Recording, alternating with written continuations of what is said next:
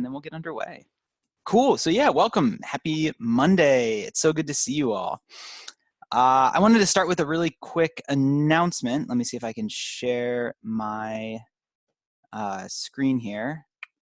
I have too many windows open. What am I trying to share? This one. Okay, so hopefully you can now see the Moodle screen. If you can't, let me know. I've made a mistake. So I just wanted to point out, I sent this out in an email just now, but a week ago, maybe or so, I had promised some extra credit opportunities, and I just wanted to point out where those were. This is continuing the extra credit that we had during the semester, in which you would go to a math event or engage in mathematics in some way, and then write a brief reflection/report on it.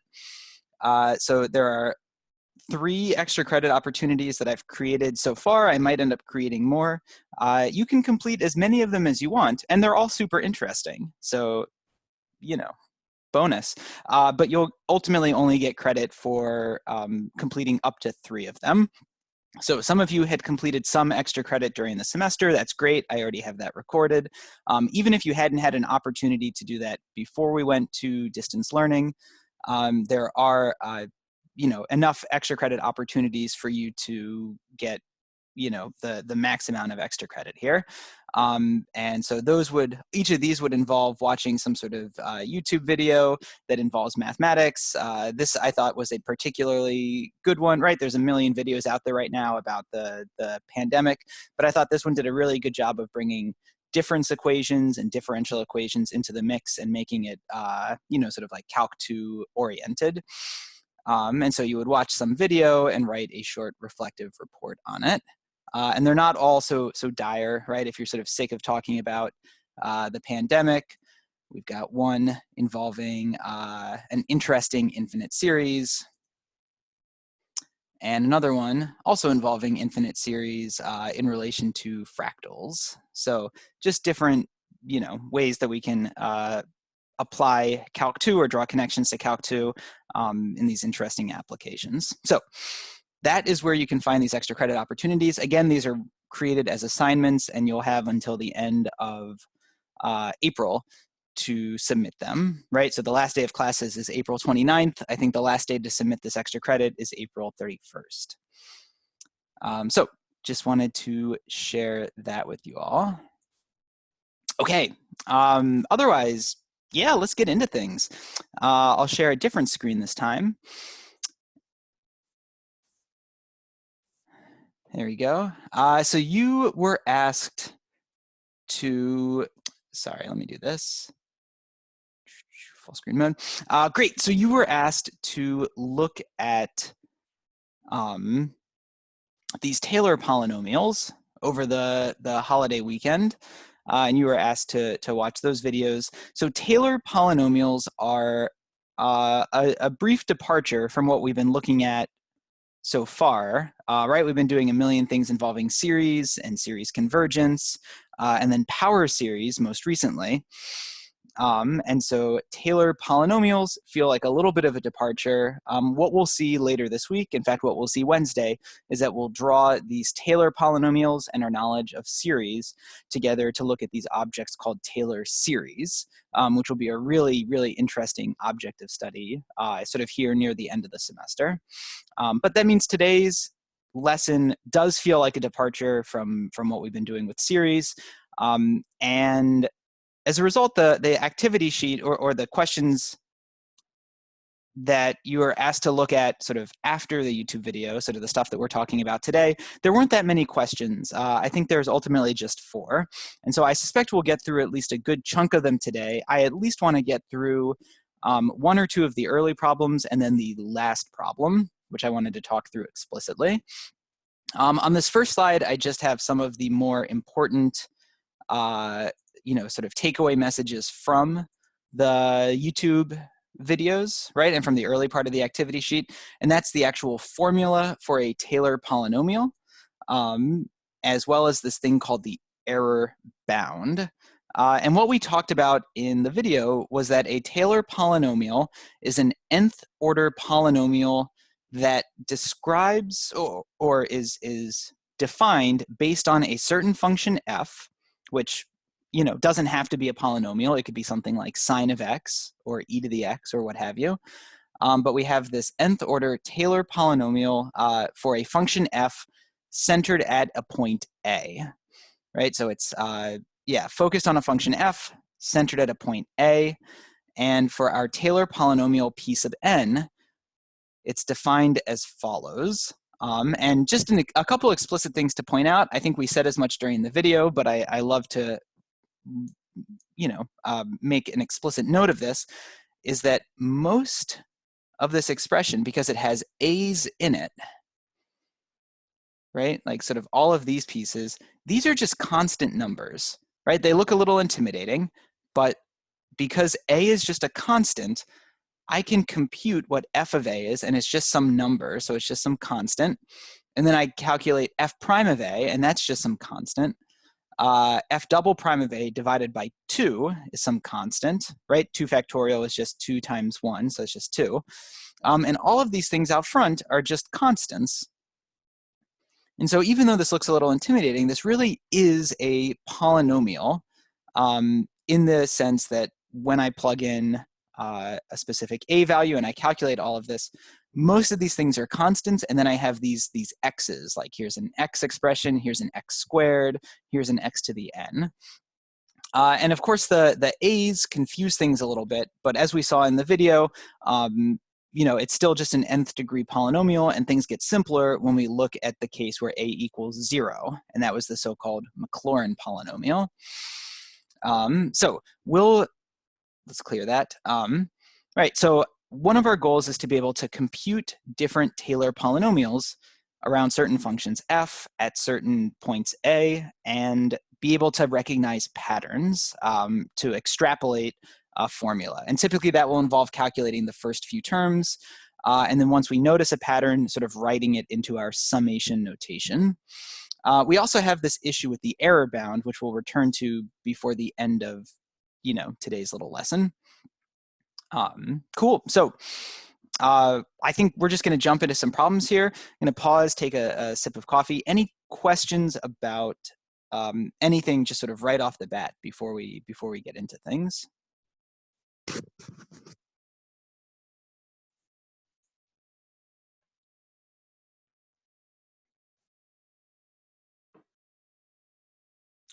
All right.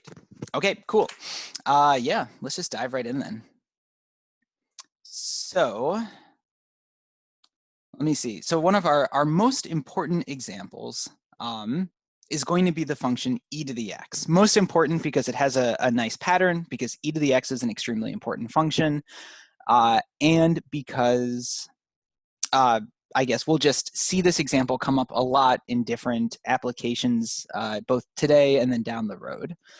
So we're asked to compute the first, second, third, and then the nth Maclaurin polynomial for the function e to the x.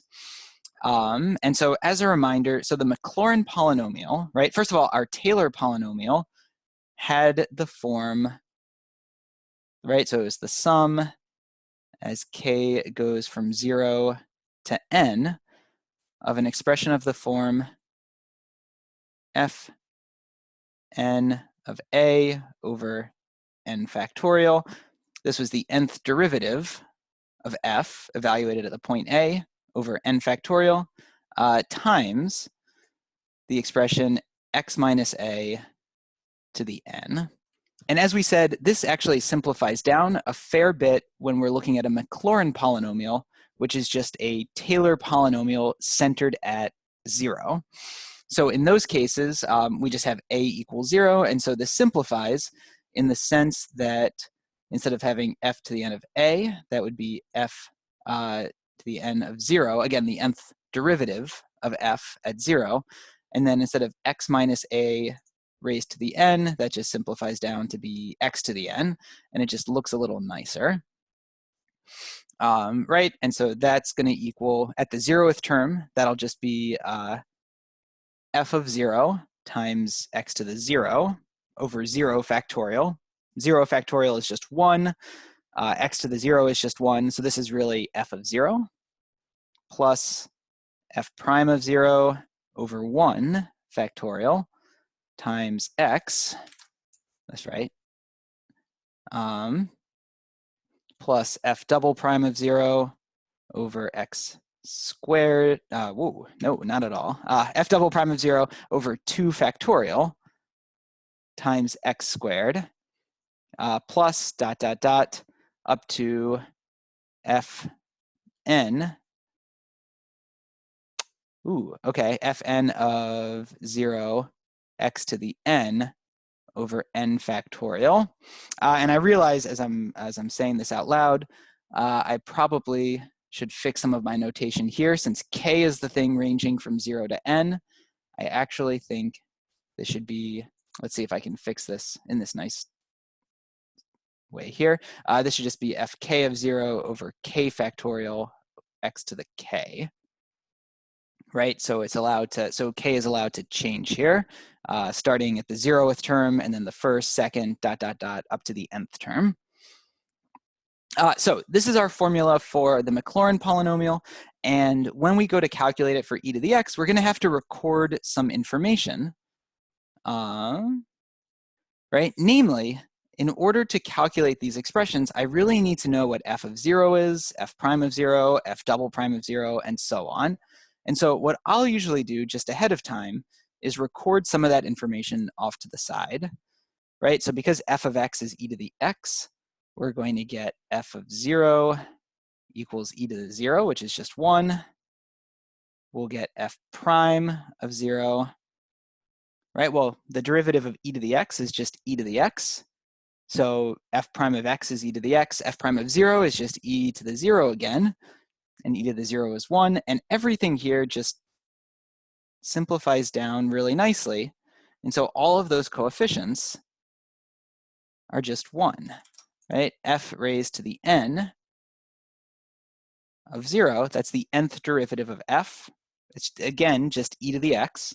And when I plug in 0, it'll just be e to the 0. So we end up getting that all of these expressions up here are just going to be equal to 1. And what that means is we get this nice formula for our Maclaurin polynomial, right? And so let's give this a try. So the first Maclaurin polynomial, right, to use our notation from the previous page, this will be p sub 1 of x. According to the formula, that will just be, well, the first term, f of 0, plus this next term, f prime of 0 over 1 times x. And that just simplifies down to be 1 plus 1 over 1 times x. So we get 1 plus x.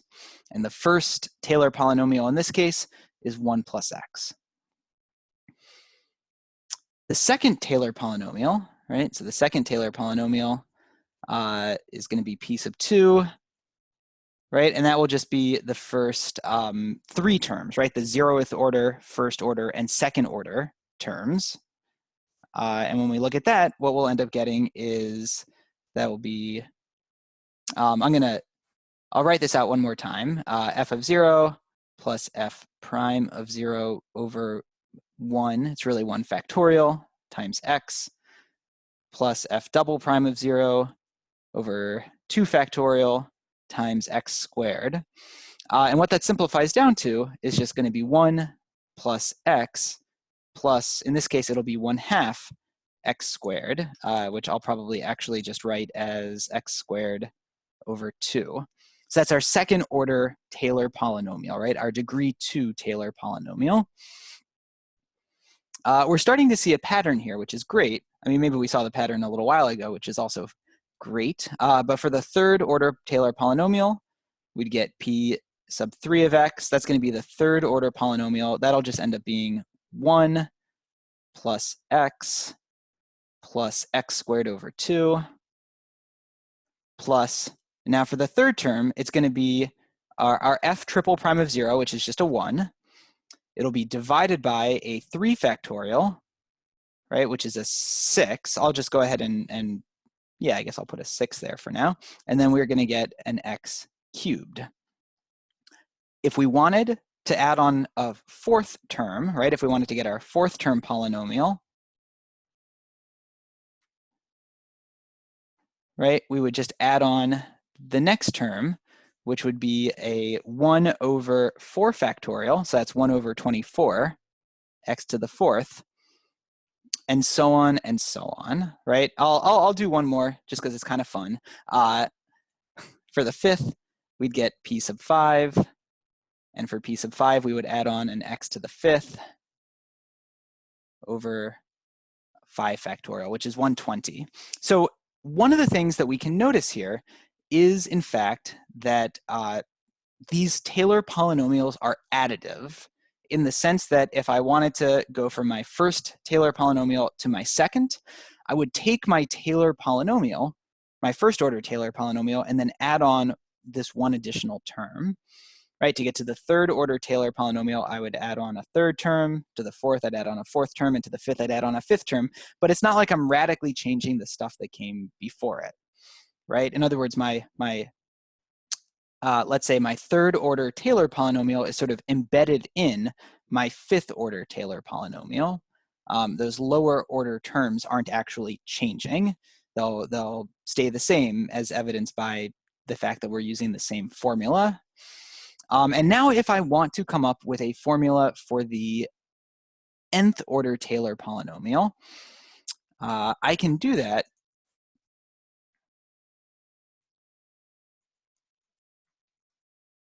right? I can do that by using our summation notation. So this will be the sum as k goes from 0 to n of, and I actually can simply use the formula that we have up there, just with the knowledge that f k of 0, the kth derivative of f at 0, is just equal to 1. So I can write this in a number of different ways. I can write this as 1 over k factorial times x to the k. And if I wanted to write this out using my dot, dot, dot notation, this would be 1 plus x over 1 factorial plus x squared over 2 factorial plus dot, dot, dot plus x to the n over n factorial. Okay, and we can see why we really love this example, right? It's reasonably simple. The thing that we have to calculate, these derivatives of f at a given point, all of those simplify really nicely. They're all equal to 1, and that means that we get just about as nice of a formula as we're going to get in any of these problems. And so this should sort of serve as a model for how we can go about computing other Taylor polynomials, possibly with more complicated functions with more complicated derivatives. Any questions about any of that at the moment?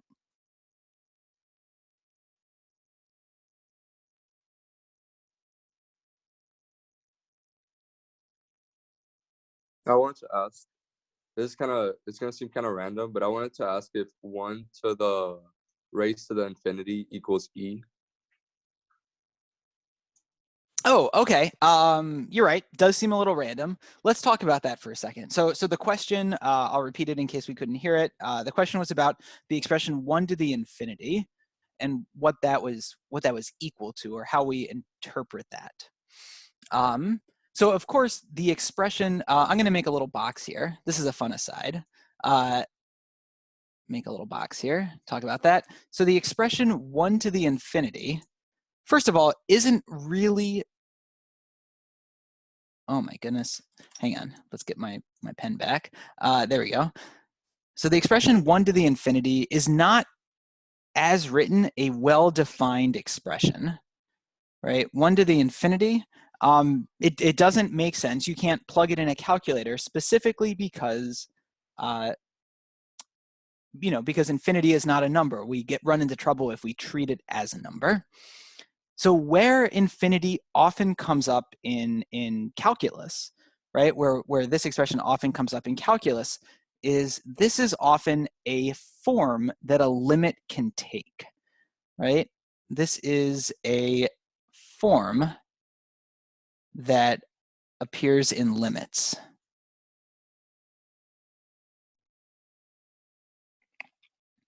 Right, and I'll give you two really quick examples. There's the limit as x goes to infinity of, geez, let's think. Let's say there's a limit as x goes to 0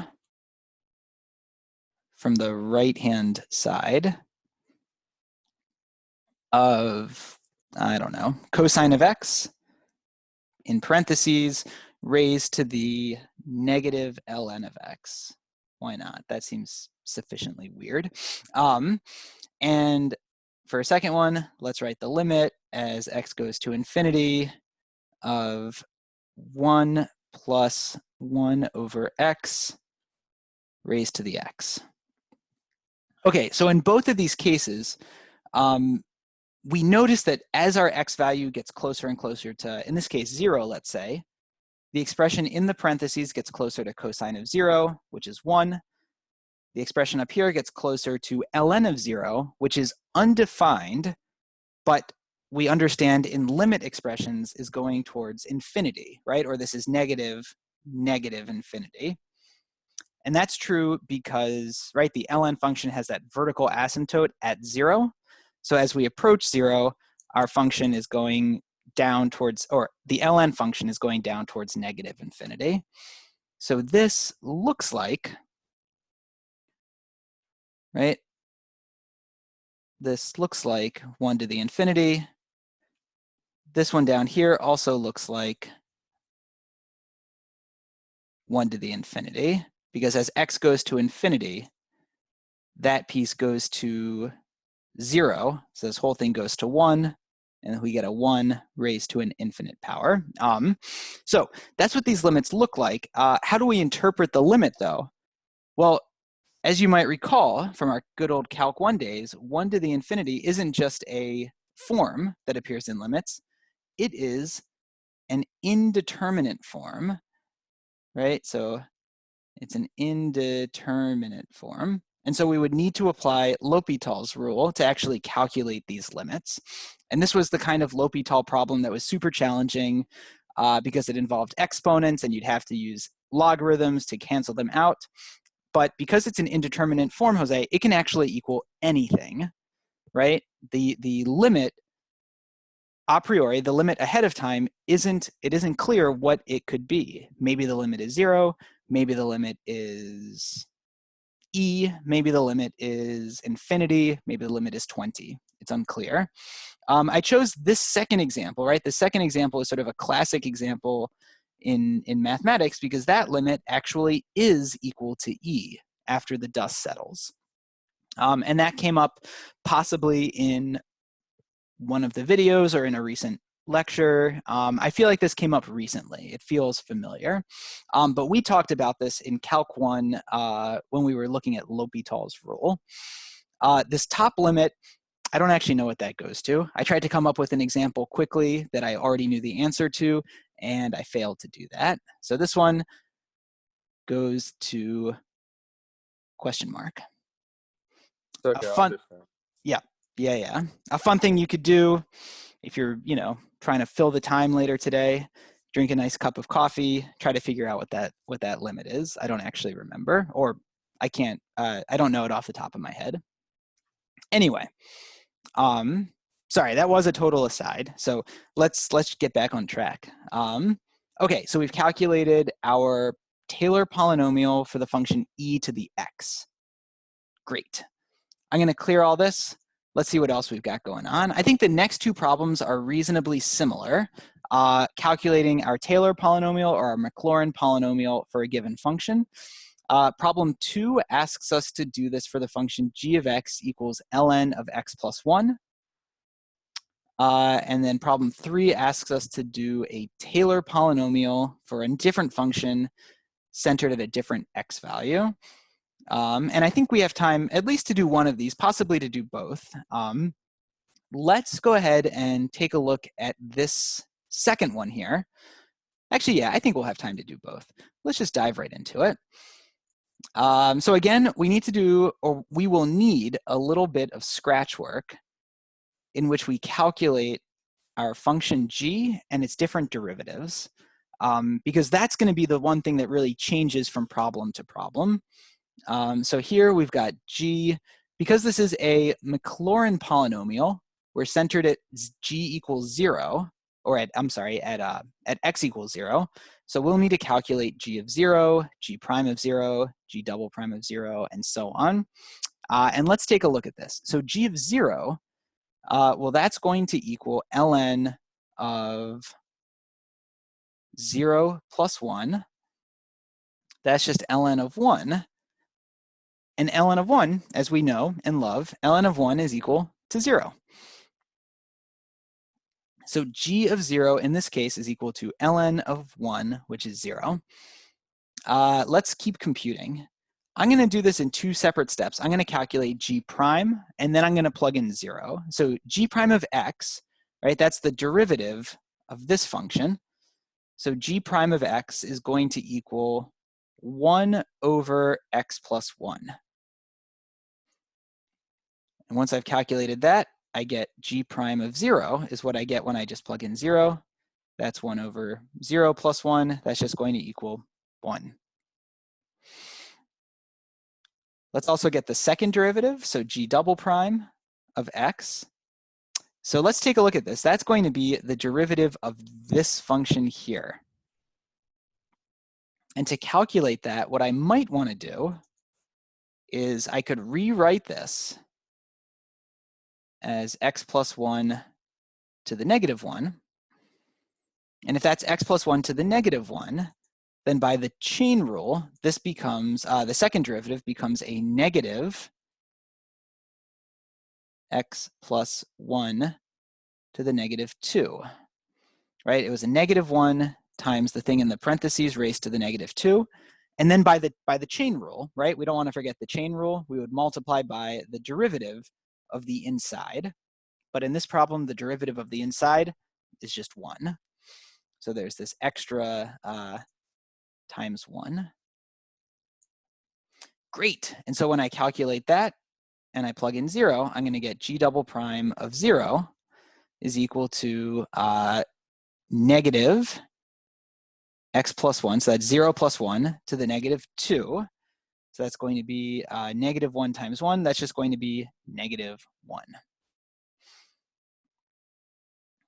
All right, when we go to calculate the third derivative, so this is g triple prime of x, well, the third derivative is going to be the derivative of this guy. And so that's going to be a negative negative 2, so a positive 2, x plus 1 to the negative 3, all times 1. And so we'll get the g triple prime of 0 is equal to 2 times 1 times 1. So that's just going to equal 2.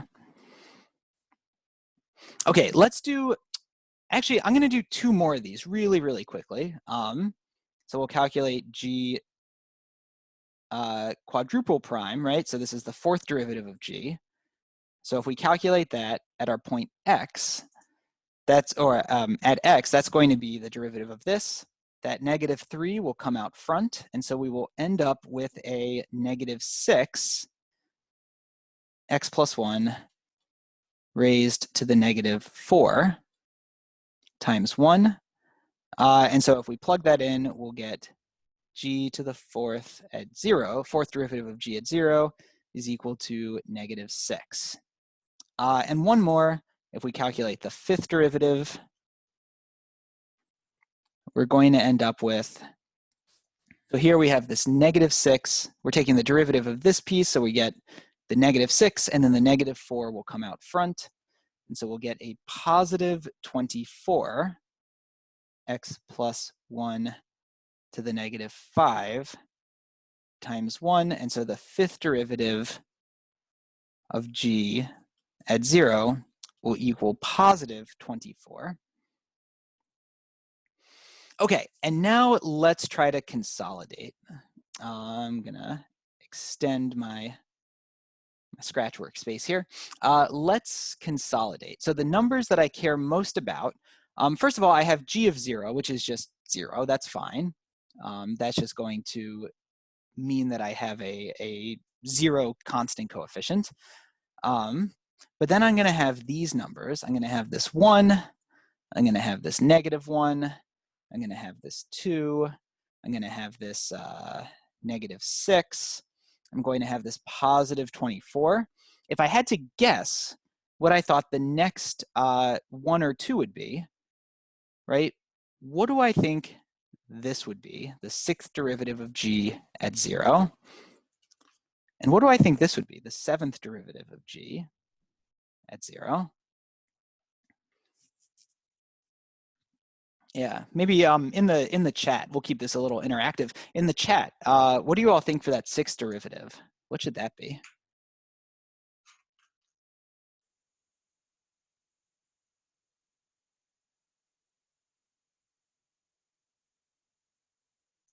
Yeah, we've got a couple guesses here of -120. And I completely agree. Notice if I were to take the next derivative, right, I would ultimately, I'd have this expression, and I would have to bring this -5 out front as part of the derivative process. So I'd end up with a -5 times 120 times 24 would give me 120. So I should say -120. If I had to do this again, a 7 would come out front, -7, and so I would get a positive 720. Oh no, wait, yeah, I'm sorry. The 6 would come out front, so I'd get a positive 720. Exactly. And so at this point, we've been dealing with these a little more frequently in this later part of the semester. We might recognize these numbers, right? 1, 1, 2, 6, 24, 120, 720. These are the factorial numbers, right? These are the factorial numbers. And we have this positive, negative element happening here. So let's think through this a little bit. The number -120, right, that was positive, that was 5 factorial with a negative sign attached to it. 720 is positive 6 factorial. And if we go back a little bit, the positive 24, that was a 4 factorial. The -6, that was a -3 factorial.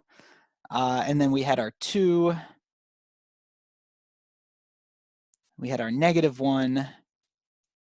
And I can interpret this first one as a 0 factorial to sort of fit the pattern. So we've got this awesome pattern going. Let's see if we can write that succinctly. So if we have the nth derivative of our function at 0, well, that would be, let's think. So for our 5th derivative, it was 4 factorial. And for our 4th derivative, it was -3 factorial. So for our nth derivative, it seems like we need to take our n-1 and raise that, or turn that into a factorial. So we need our n-1 factorial. Additionally, we need this positive negative element. We need this alternating element. So we need to multiply by a -1 raised to the, and let's think, it should either be raised to the n or raised to the n-1.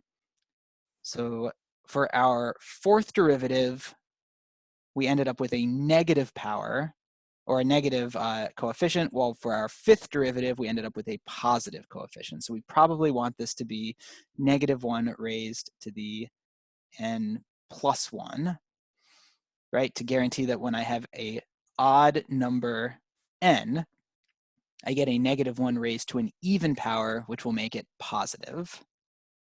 Okay, great. And I think we have a formula for this g of n, or g superscript n of 0. This is awesome. Okay, so cool. So actually, we've really managed to do all of this work in one fell swoop. And I'll highlight what we've really done first. Because we have found a general formula for the nth derivative of g at 0, we can actually write this nth Maclaurin polynomial first, right? Because what that would mean is we would have the p sub n of x. Well, that would really equal the sum, as k goes from 0 to n, of this g superscript k of 0. So that's, again, going to be -1 to the, let's be careful, this should be a k plus 1 times k minus 1 factorial. That should be divided by, oh, this is interesting, that should be divided by our k factorial by the formula times x to the k. Ooh, this just got really interesting. So again, to clarify, the numerator, this numerator here, is really coming from this formula down here, right? It's just down here we calculated it for the general nth term, and up here we're using our index k for each of our terms. So we have that expression down here that we've pulled into the numerator up here. However, notice we have this k minus 1 factorial divided by k factorial, and so that's actually going to simplify considerably, right? As a reminder, since this is 1 times 2 times 3 all the way up to k, and this is 1 times 2 times 3 times ... all the way up to k minus 1, most of the stuff up here, or I should say all of the stuff up here, will cancel with most of the stuff down there, and all that will be left, boop, boop, boop, all that will be left down here is a single copy of k, because that was the highest term in the multiplication. So really, this entire thing can be rewritten as the sum as k goes from 0 to n of -1 to the k plus 1 divided by k times x to the k. And that's awesome. So if we wanted to write out the first several terms of this, right, we could say that that would equal, well, for the 0th term, we said that was just a 0, right? We should remember that. The 0th term here was just a 0. Ooh, actually, that's a non-trivial thing to sort of point out. If we have k, yikes, undo that. If we have k equals 0, then here it looks like we're dividing by 0, and that looks a little funky, right? There's something a little weird going on there.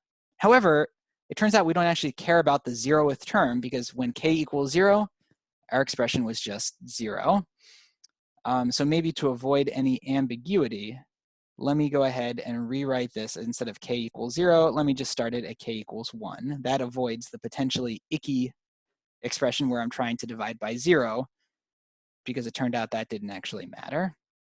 So in that case, we actually want to start our p sub 1. Well, let's just write out what p sub n is. So p sub n would equal, so the first term, when k equals 1, we end up with a positive 1 times x.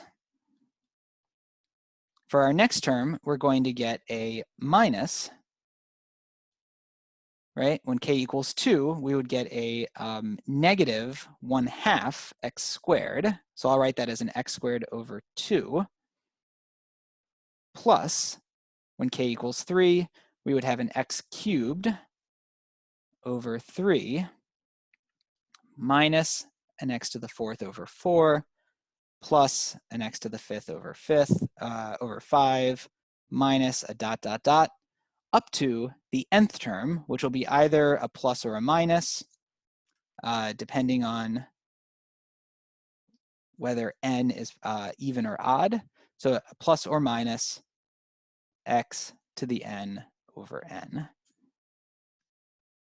And that would be our expression. If we were asked for the third Maclaurin polynomial, for example, so if we wanted to figure out what the third one was, that would just be these first 3 terms up to the 3rd order. So if I just wanted to take p sub 3, I would just take those first 3 and forget the rest. And similarly, we could calculate the first and second as well. Cool. So that was kind of a cool problem. We ended up finding this general pattern along here. And then we plug that into our original formula, and we actually got some interesting simplification, which was kind of cool. Any questions about that example?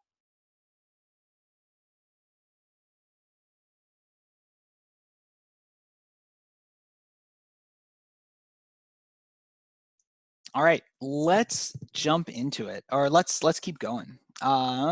Clearing that. Let's see if we can go a little bit faster through this example.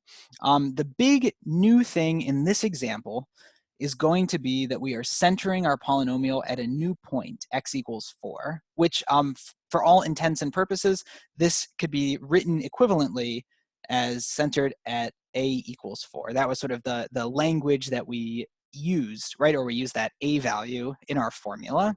But bottom line, we want to center this at a new point, which means that in our formula, we'll end up calculating the derivative of this expression not at 0, but at 4.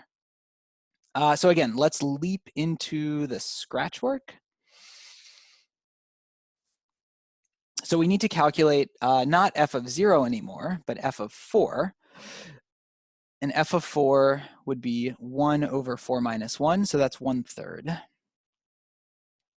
F prime, right? Again, I can rewrite this expression. This will be sort of similar to what we did last time. I can rewrite this expression as x minus 1 to the negative 1.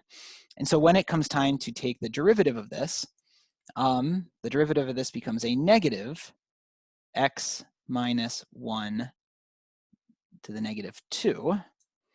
And at 4, we get f prime of 4 is negative, let's double check this. So when I plug in 4, that's going to be a 4 minus 1, a 3 raised to the negative 2. So that's negative 3 to the negative 2.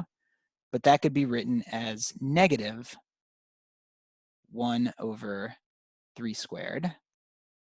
I could write it as 1/9 as well, or negative 1 over 9. Let's leave it like this for now. For the second derivative, right, I would have to take the derivative of this expression. And so that will end up being a negative 2, so positive 2, x minus 1 to the negative 3. And when I plug in a 4, that will become a 2 times, we'd end up with a 1 over 3 cubed. All right, does everybody believe that? So this would end up being a 3 to the negative 3, aka a 1 over 3 cubed, and that 2 will just be floating out front. For the third derivative, right, and we want to do this for a couple of terms until we spot a pattern. For the third derivative here, we're going to end up with the derivative of this expression, so that will be a 2 times a negative 3, so a negative 6, x minus 1 to the negative 4. And if I want to go ahead and plug in 4 again, we'll end up with a negative 6 times 1 over 3 to the 4th. And now it's possible we can start extrapolating here. I'm going to do one more to make sure that the pattern is crystal clear. And maybe I'll say what it looks like is in this fraction, we have the 3 raised to an increasing power, right? So negative 1 over 3 squared. We have a 3 to the 3rd. We have a 3 to the 4th. So that's what's happening in these denominators. We also have this coefficient out front, right? We had a 2 here, then we have a 6. That's kind of interesting. Maybe a 24 will be next. And we have this alternating positive negative expression going on here. So let's see if we can calculate this fourth one. So the fourth derivative at x, that would be taking the derivative of this thing. And yes, we have a negative 6 to the negative 4. I'm sorry, a negative 6 times a negative 4. So that's a positive 24, x minus 1 to the negative 5.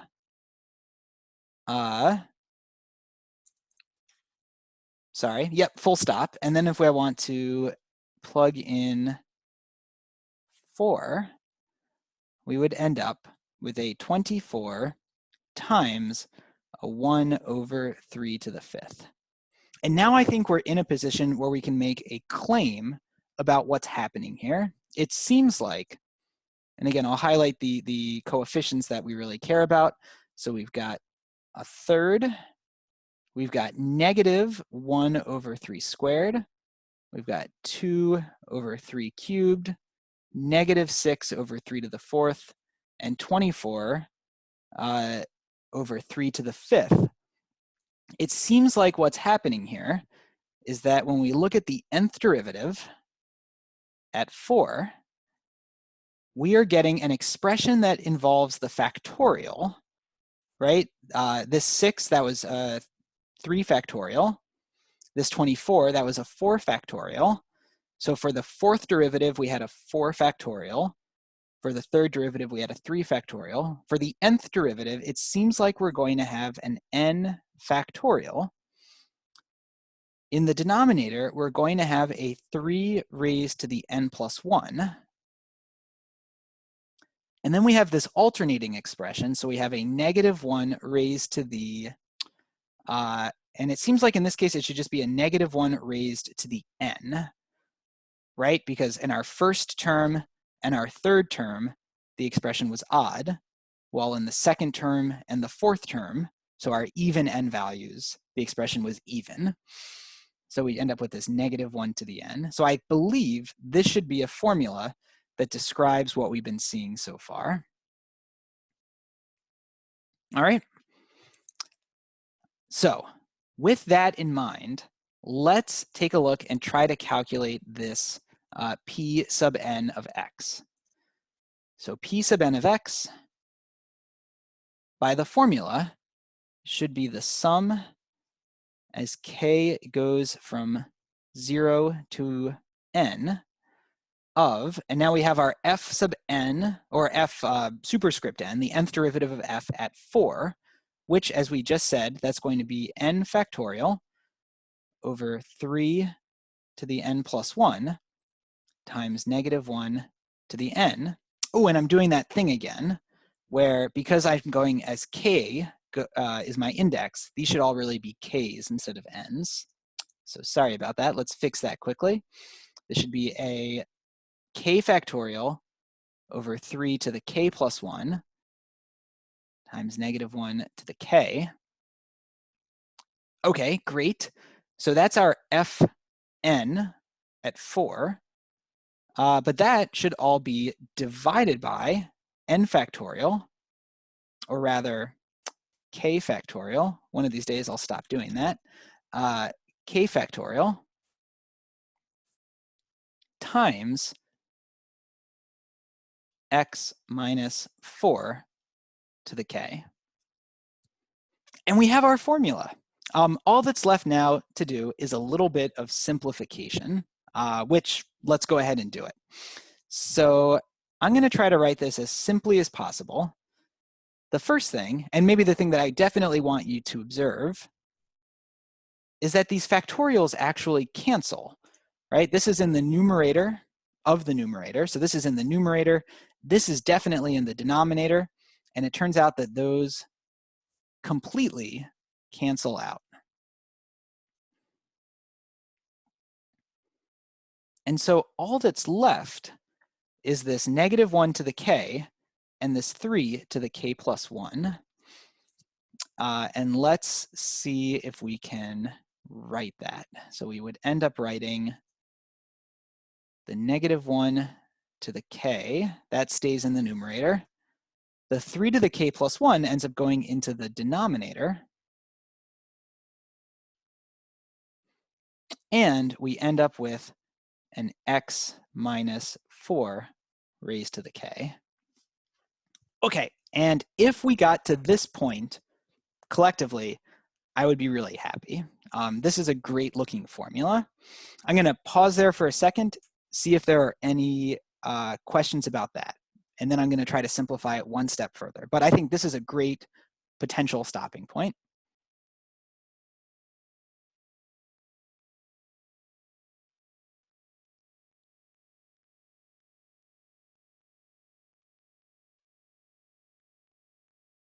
Okay, let's go one step further.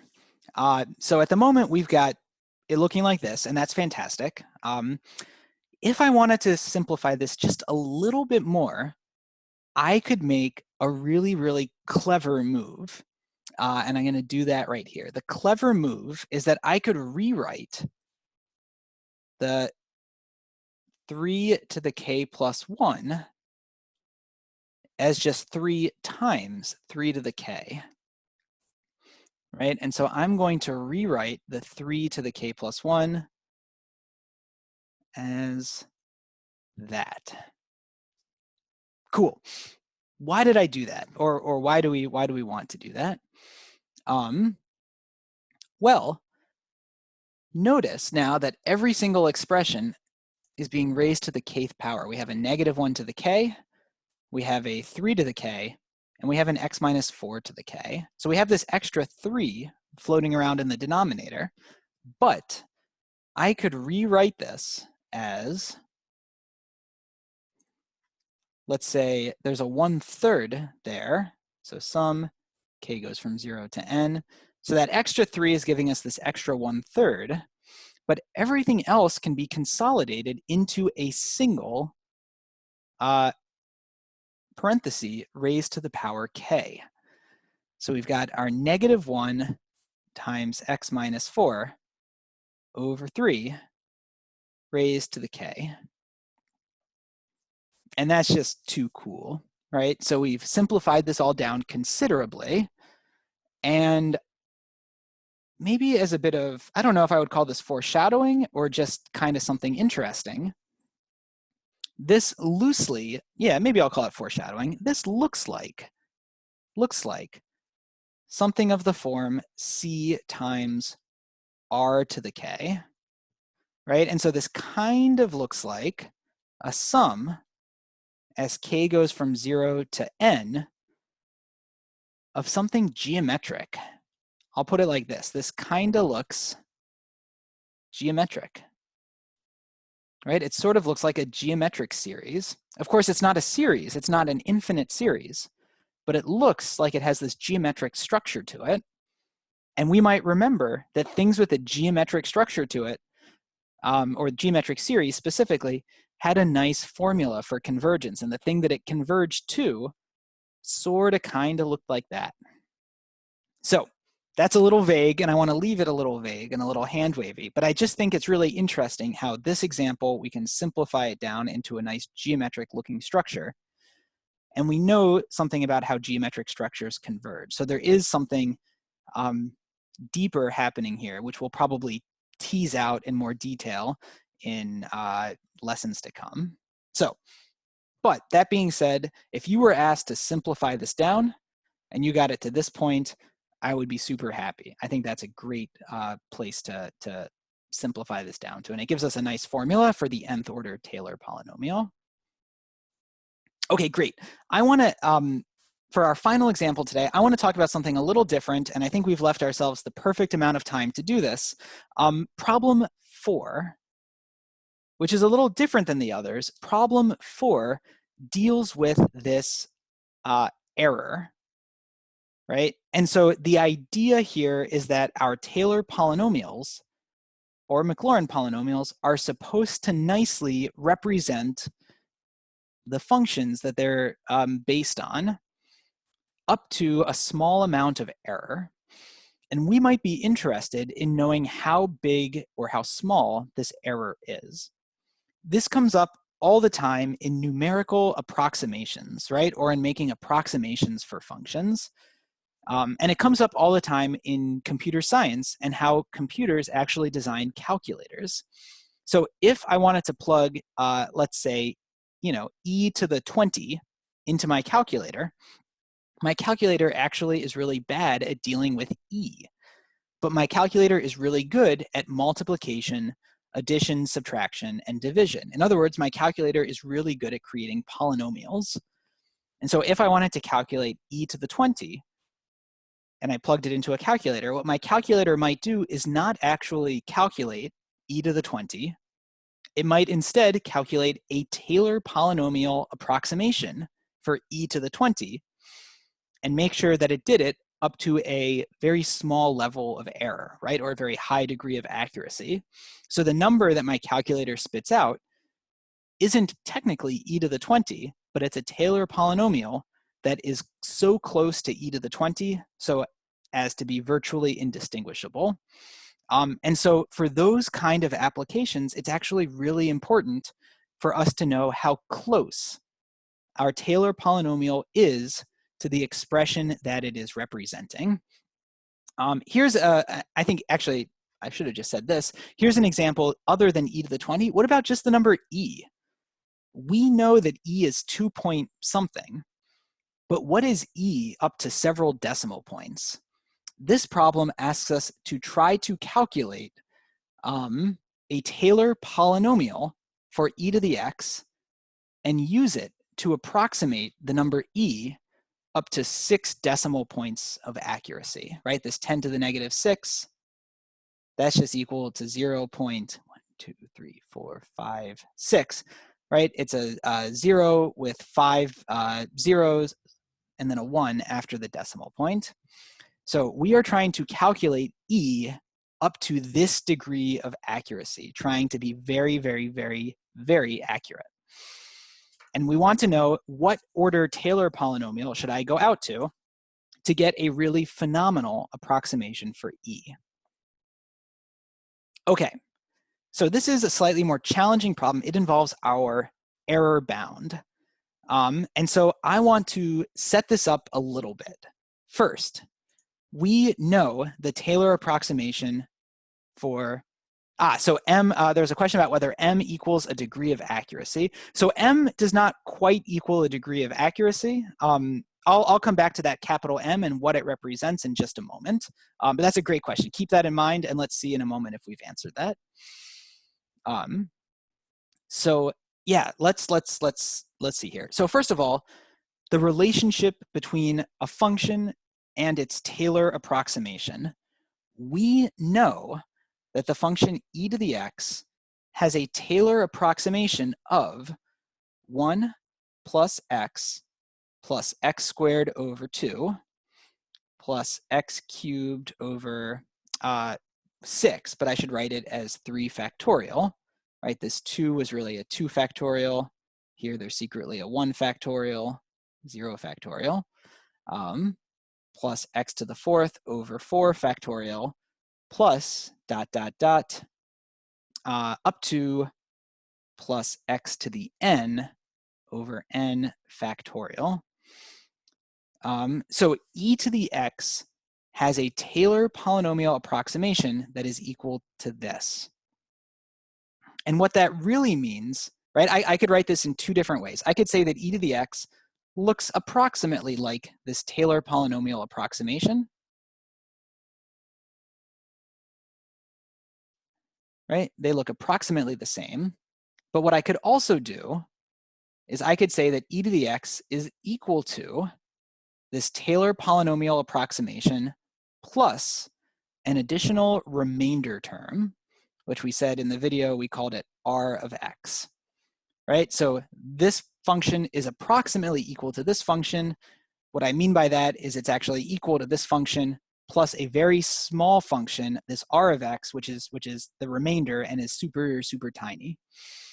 And so what that means for us is that we can write the remainder function.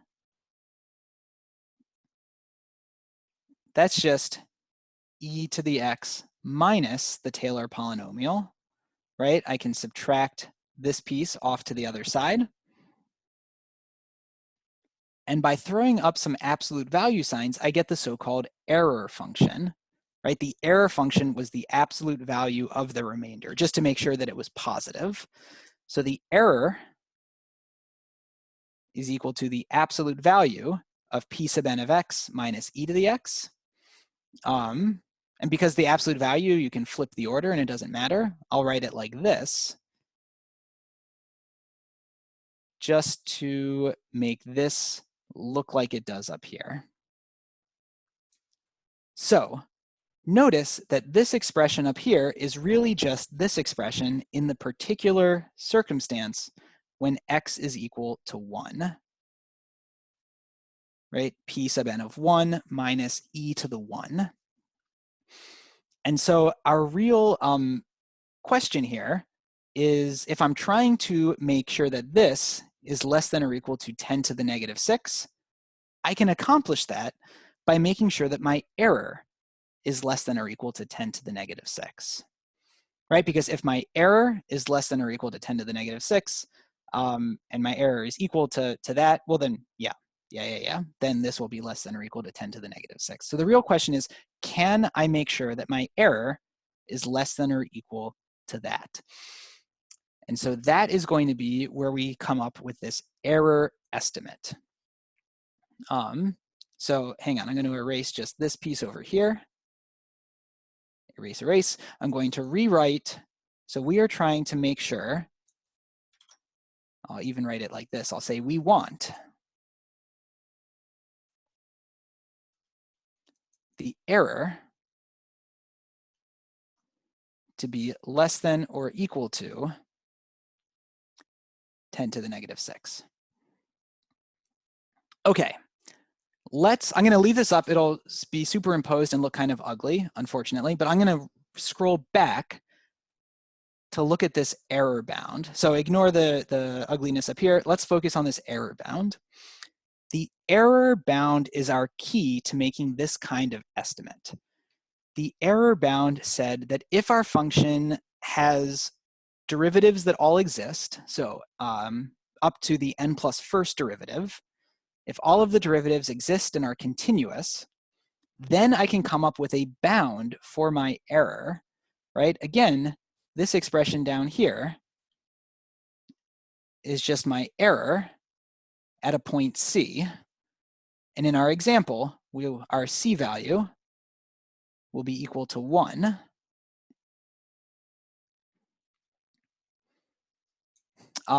We're looking at a Taylor polynomial, and so our C value in this case is equal to 1 because we are interested in examining the error at point 1. We are looking at the Maclaurin series for e to the x, so that is centered at the point a equals 0. And so in this formula, we have a is equal to 0. And so what the error bound says is that the error can be bounded, is less than or equal to some number that we can compute, and it's going to be this m times a quantity raised to the n plus 1 divided by n plus 1 factorial. So what is this m? This m is a bound on the n plus first derivative, on how big that derivative can get. So what we're basically saying here is that if we can find a bound, this capital M, if we can find a bound on the n plus first derivative out of the interval, out of the range, the values between a and c, that's between 0 and 1, if I can find a bound on the n plus first derivative, then I can find a bound on the error, and the bound on the error has this formula. So I'm going to flip back and forth for a moment. It'll be a little ugly. Let's flip back here. So our ultimate goal was to find an error less than or equal to 10 to the negative 6. But what we're going to do instead, right, super slick, what we're going to do instead is we are going to make sure that we find an n value so that m times c minus a to the n over n plus 1 factorial. I'm sorry, that should be an n plus 1 up here. N plus 1 factorial. We are going to make sure that we find an n value so that this is less than or equal to 10 to the negative 6. And the idea there is that that value is already known to be bigger than the error. And so if I can find an n value that makes this true, the fact that this is already bigger than the error right? So we know automatically, we know that that is bigger than the error. That will guarantee that the error is also less than or equal to 10 to the negative 6. So our idea here is that if we're trying to make sure that the error is less than 10 to the negative 6, I will instead do some calculations involving this expression, and I will find an n value to make sure that this is less than or equal to 10 to the negative 6. That will then guarantee that the error is less than 10 to the negative 6 as well. So m is going to be a bound on the size of the n plus first derivative, which will be the key to determining a bound on the error.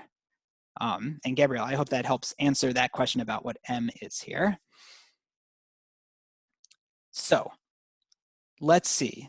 The one thing, let me flip back here one more time. We need to figure out what the n plus first derivative is. And we need to figure out a bound for that derivative. That will be our key. So let's flip back here. Let's stay back here. Let me erase some of this nonsense down here. Draw a nice line to section off some of our stuff. Okay, and so let's deal with m. So looking at m, or finding out m, I'll say determining m.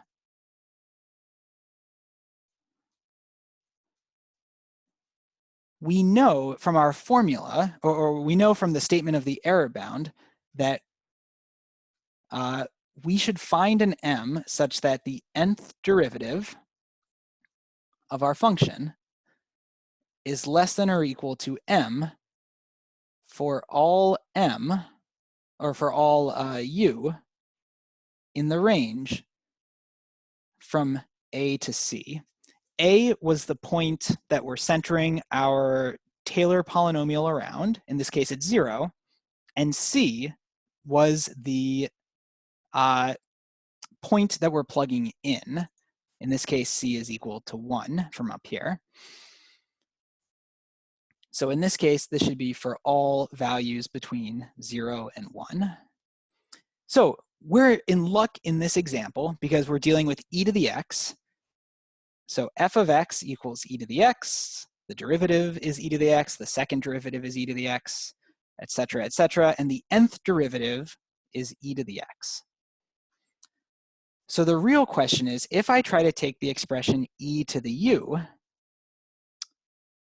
and I plug in all of these values between 0 and 1, how big can that get? And it turns out that the absolute largest that I can get is e. E to the u is less than or equal to e on the interval 0 to 1.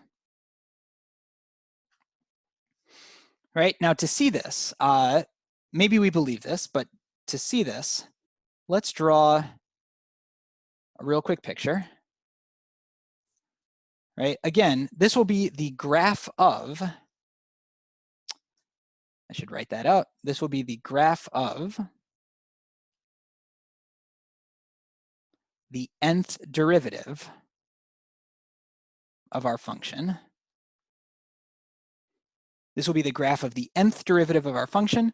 Luckily, the nth derivative of our function is just e to the x. And so it looks like this. We are interested in making sure that our m value is greater than or equal to all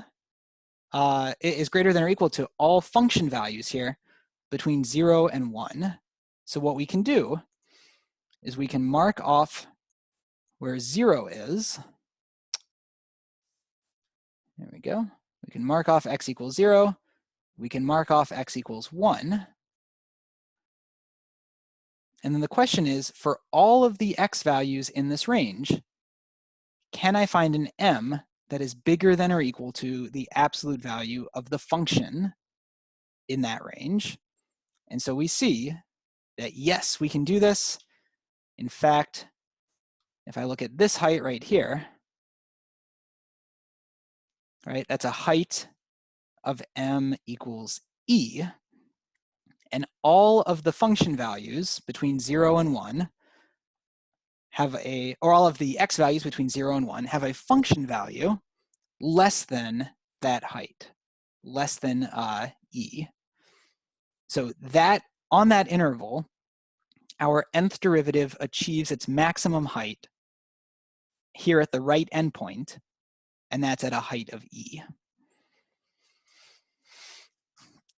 So what we have done here is we've recognized that in this case, m equals e is a good choice. It is the maximum value that our n, I guess this should actually be the n plus first derivative, shouldn't it?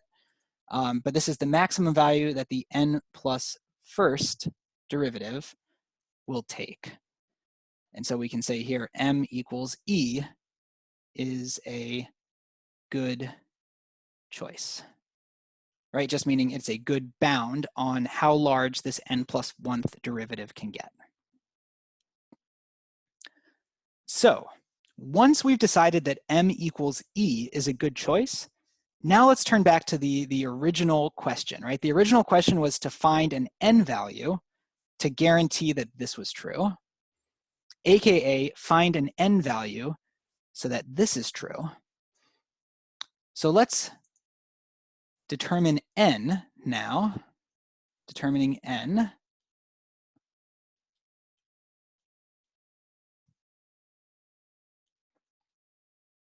What we end up doing is we end up seeing that we're trying to find an n value so that m times c minus a to the n plus 1 over n plus 1 factorial is less than or equal to 10 to the negative 6.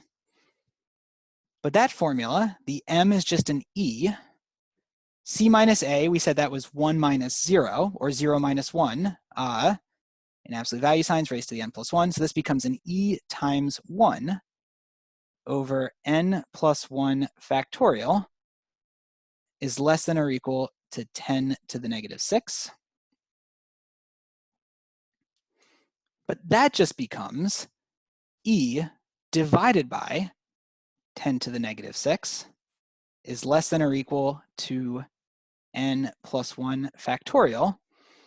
And this gives us a blueprint for how to calculate n, right? So I'm going to type this out because it's a little wordy and we're running out of time. But what we could do is we could try calculating different values of n plus 1 factorial for different, we could calculate values of n plus 1 factorial for different values of n. Do this until we find an n for which the inequality holds true. So hopefully you can see that. Yeah, so we simply need to find an n value for which this is greater than or equal to this. And before class today, I just plugged that into a calculator. I tried 2 factorial, 3 factorial, 4 factorial, etc., etc., etc. And I finally got that this worked at 10 factorial. So it turns out that in this case, e divided by 10 to the negative 6 will indeed be less than or equal to 10 factorial, which means that we needed n to equal 9. And that would be a final answer here.